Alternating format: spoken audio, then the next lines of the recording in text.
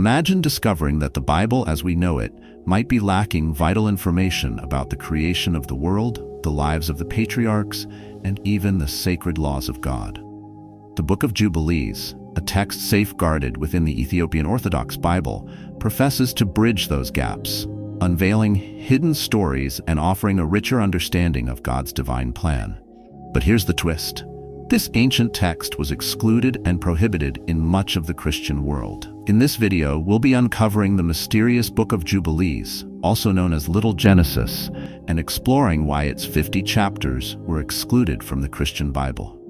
This ancient text holds lost details about the Genesis narrative, giving us a cosmic perspective on how angels, heavenly time, and hidden commandments were passed down to humanity. But the book didn't stop there. It even insists that the calendar most of the world follows is wrong, and that time itself was given a sacred structure by God that few follow today. So why was this ancient text rejected by the early church? What secrets does it contain that were deemed too controversial for Christianity? The Book of Jubilees begins with a retelling of the creation story we know from Genesis, but it goes far beyond what most Bibles include. According to Jubilees, when God created the world, He didn't just bring life into being, He also set up the very structure of time itself, aligning it with His divine order. This is where the concept of sacred time comes in. Unlike the traditional calendar most of us follow, the Book of Jubilees introduces a precise solar calendar overseen by heavenly angels that governs the cosmic cycles of the universe. This isn't just about counting days, it's about living in perfect alignment with God's will. Jubilees claims that humanity was meant to follow this divine calendar, which consists of 364 days, divided into 4 seasons of exactly 91 days each. This structure ensures that sacred days like the Sabbath and festivals always fall on the correct date. It's a perfect system, but it's one that much of the world has forgotten.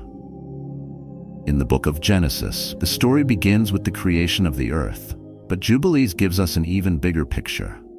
Before the world was even formed, angels were created on the first day of creation. These angels play a crucial role in the governance of the universe, including the regulation of time and seasons.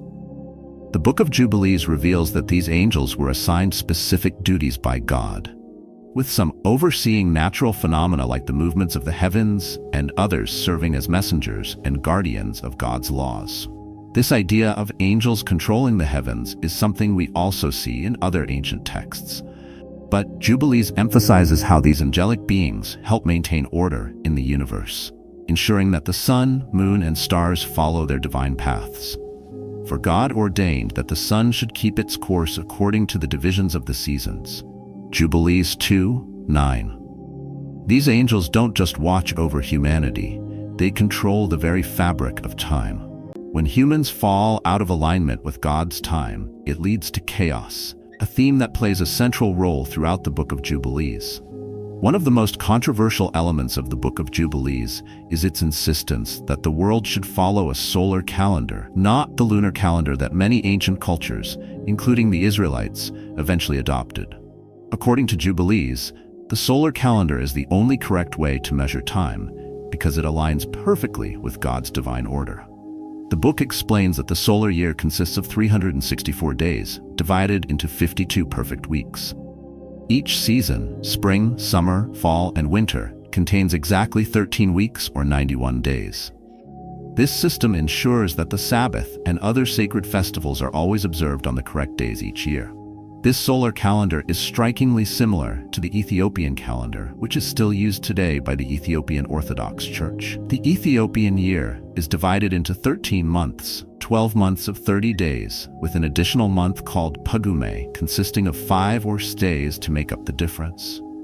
Could it be that the Ethiopian calendar is one of the few modern systems that still reflect the sacred time described in Jubilees? In contrast, the lunar calendar, which was adopted by many cultures in the ancient world, including the Israelites, is seen as a corruption of this divine order. The lunar calendar is irregular, causing the months and festivals to shift over time. Jubilees warns that this deviation from the solar calendar leads to spiritual disorder. There will be those who will surely make observations of the moon, but they will disturb the seasons and make an abominable day the day of testimony. Jubilees 6:37. For Jubilees, following the lunar calendar is not just a mistake, it's a form of disobedience to God's will. The book suggests that by returning to the solar calendar, humanity can realign itself with the divine rhythms set in motion at the creation of the world. The Book of Jubilees reaffirms the traditional six-day creation narrative found in Genesis, but goes into more detail about the first Sabbath. According to Jubilees, God didn't just rest on the seventh day. He sanctified it as a divine institution, an eternal law given to both humans and angels. The Sabbath is seen as the foundation of time, a day that was set apart at the beginning of creation and meant to be observed forever. This idea of the Sabbath as a cosmic principle is critical in Jubilees. Not only does it govern the weekly cycle, but it also ties into the larger structure of time, including the Jubilee cycles of 49 years. These cycles are meant to bring the world back into harmony with God's order, offering a period of rest, release, and renewal for the land, the people, and even the angelic realm. For he sanctified the seventh day and blessed it for all times as a sign of holiness for all his works. Jubilees 2 verse 1. The emphasis on the Sabbath as an eternal law shows how Jubilees is not just retelling the Genesis story, it's revealing the hidden significance behind the cycles of time that govern all of creation, the foundations of God's law. The Book of Jubilees tells us that Adam was created on the sixth day, just as described in Genesis, but it adds a new layer to his story.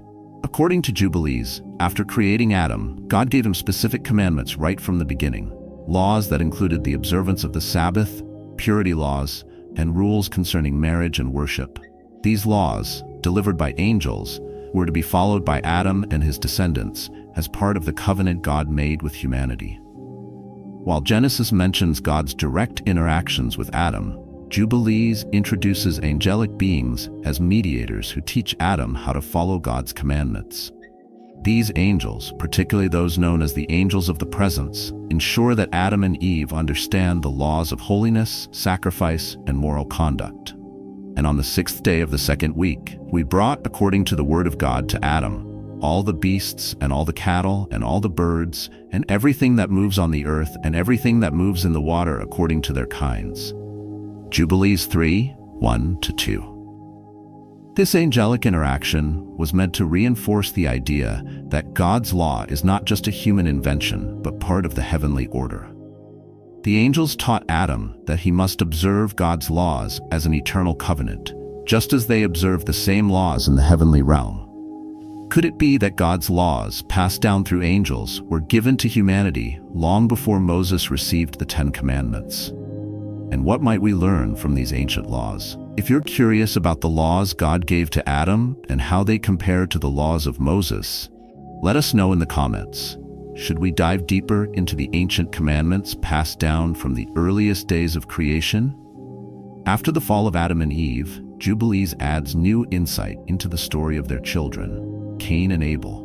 While Genesis tells us that Cain killed Abel, the Book of Jubilees provides additional details about the events that followed.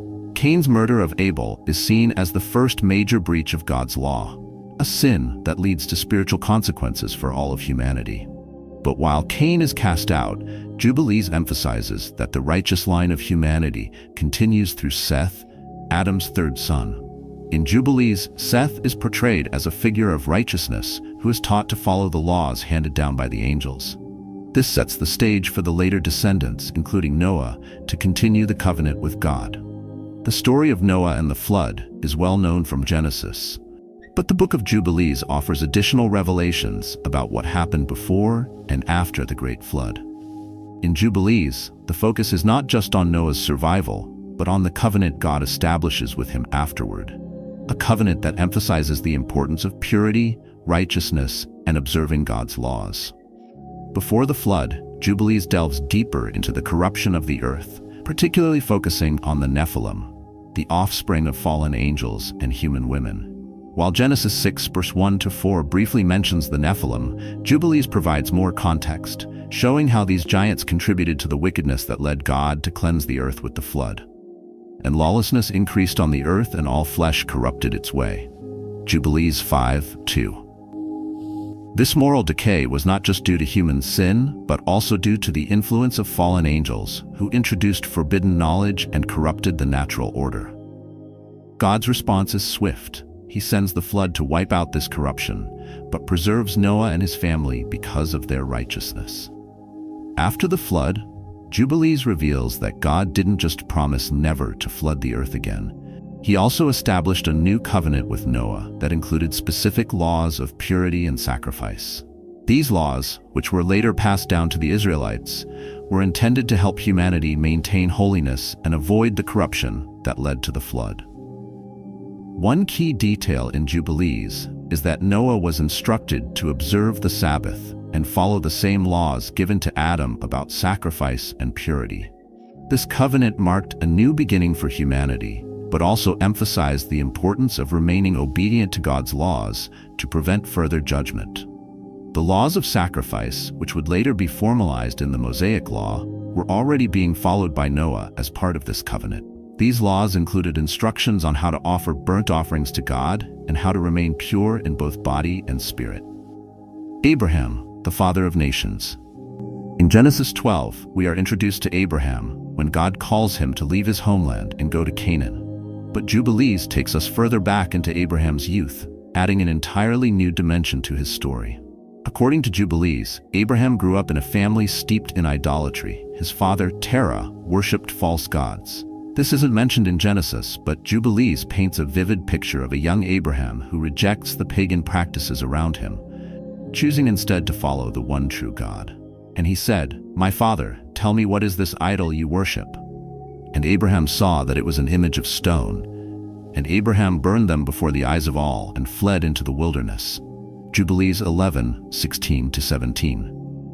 While Genesis focuses on Abraham's obedience to God's call to leave his home, Jubilees portrays Abraham as a revolutionary figure, destroying the idols in his father's house and making a bold stand against the idolatry of his time. This act of spiritual rebellion sets the stage for Abraham's later role as the father of the chosen people, who would reject pagan practices and follow the laws of God. One of the most striking differences between Genesis and the Book of Jubilees is the idea that Abraham followed divine laws long before Moses was ever born. In Genesis, there's no mention of Abraham being given laws other than the covenant of circumcision in Genesis 17. However, in Jubilees, Abraham is presented as someone who already observed the Sabbath, made sacrifices, and followed other laws that are typically associated with Moses. According to Jubilees, these laws were not invented during the time of Moses. They were passed down from the angels to the patriarchs, beginning with Adam. Abraham received these commandments from angels and was expected to follow them as part of his covenant relationship with God. And he was taught by the angels concerning the things written in the tablets of heaven. Jubilees 12:25. Unlike Genesis, where Abraham's actions are seen as part of his personal faith journey, Jubilees presents him as someone who was part of a cosmic plan. He is guided by angels, and the laws he follows are part of a divine order that governs both heaven and earth. These laws include the Sabbath and various purity laws that Moses would later formalize. The covenant of circumcision is one of the most important moments in Abraham's story. In Genesis 17, God tells Abraham to circumcise himself and all the males in his household as a sign of the covenant. But Jubilees goes even further, revealing that this was not just a symbolic act. It was part of a cosmic law written on the heavenly tablets. According to Jubilees, circumcision wasn't just a sign for Abraham's descendants. It was a divine law that had been in existence since the creation of the world. This covenant was inscribed on the heavenly tablets, which are seen as God's blueprint for creation, containing all the laws that govern both angels and humans. And this law is for all the generations forever, or it is an eternal ordinance ordained and written on the heavenly tablets. Jubilees 15:25. In Genesis, the focus is on Abraham's obedience to God's command, but Jubilees portrays this act as part of a much larger divine order. Circumcision is not just a physical sign. It's a way of aligning oneself with the cosmic laws that govern the universe. The story of the binding of Isaac, known as the Akedah, is one of the most powerful moments in Genesis. Genesis 22, 1-19, where God tests Abraham's faith by asking him to sacrifice his son Isaac. Jubilees retells this story, but with some extra layers. In Jubilees, the test is not just between Abraham and God, it's also a part of a larger spiritual warfare. According to Jubilees, the angel Mastema, a figure often associated with Satan, is the one who suggests this test to God, hoping that Abraham will fail. Mastema represents the forces of evil, constantly seeking to undermine the righteous. The Book of Jubilees adds that angels intervened during the binding, and God allowed the test to show that Abraham's faith was greater than the temptations of evil. And I stood before him and before the prince of the Mastema, and the Lord said, "Command him not to lay his hand on the lad, for I have shown that he fears the Lord." Jubilees 18:10. This story in Jubilees introduces a whole new level of spiritual significance. It's not just a test of Abraham's obedience, it's part of the cosmic battle between good and evil. Mastema tries to lead Abraham into failure, but God's intervention shows that faithfulness will always triumph over evil. In Genesis, the story focuses on Abraham's personal test, but in Jubilees, it's part of a larger spiritual narrative that involves angelic forces and the struggle between good and evil. Jacob and Esau, the battle for the birthright. In Genesis 25:23, we're told that before Jacob and Esau were even born, God revealed to their mother Rebekah that the two brothers would become the heads of two nations, and that the older, Esau, would serve the younger, Jacob. Jubilees expands on this prophecy, emphasizing that this wasn't just a family feud. It was part of a cosmic design in which Jacob was always meant to inherit the blessing and continue the line of righteousness that started with Abraham. Jubilees adds a layer of predestination, revealing that Jacob was chosen from birth to carry on the covenant, while Esau was destined to stray from God's plan. The book even notes that Isaac and Rebekah were given divine knowledge about Esau's rebellious nature and his future descendants' opposition to Israel. And the Lord said unto her, "Two nations shall be divided from your womb, and the elder shall serve the younger." Jubilees 19:13. Prophecy and End Times in Jubilees. Jubilees presents a unique prophetic vision of the future, detailing the rise and fall of nations, Israel's exile and return, and the final judgment, all of which are written on the heavenly tablets. The book emphasizes that nothing happens outside of God's divine plan, and history unfolds according to a cosmic timeline. And all that will come upon Israel was written on the heavenly tablets, from their rebellion to their redemption, and the times appointed for their deliverance were fixed long ago. Jubilees 23:32. The end times will involve the defeat of evil forces, including Mastema and his demons, and the establishment of a messianic kingdom where God's chosen ruler will reign in righteousness. The righteous will inherit the earth, while the wicked will be cast into the lake of fire. And the Lord will establish his kingdom on earth, and the law shall be written on their hearts, and the wicked shall be cast into the lake of fire. Jubilees 50:13. If you found value in this deep dive into the Book of Jubilees and its unique cosmic vision of biblical history, be sure to share this content with others who might be interested in exploring these profound mysteries.